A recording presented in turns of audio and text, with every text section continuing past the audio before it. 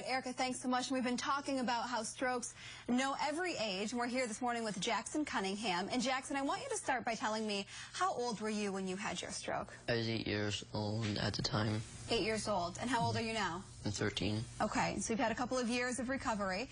And tell me a little bit about what you remember from your stroke. I was at my grandmother's house.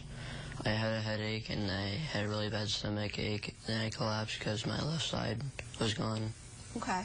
And went to the hospital? Yeah. Found out what was going on. And what has your recovery been like?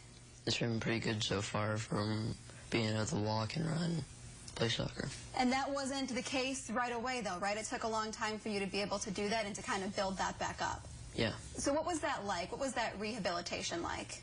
It was hard at the time because you didn't know if you could walk or you could open your hand. They weren't the same. And you found a friend through that rehab. Tell me about that.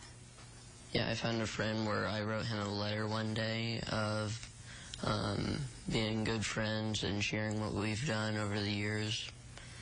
And that friend is Senator Mark Kirk, and he's been on his road to recovery as well. So what are some of the things that you were able to do with him? Go to the Nugent Hall, talk, run on the Memorial Stadium field, go up the Willis Tower, go up Hancock. Okay. And so what parts of recovery are you still going through right now? What are some of the things you're still trying to relearn? I'm mostly trying to work on learning to open my hand now. Open your hand. Okay. What have been some of the most difficult parts of the recovery for you? Probably being able to run and play soccer again. Okay. Tell me a little bit about Battle Buddies.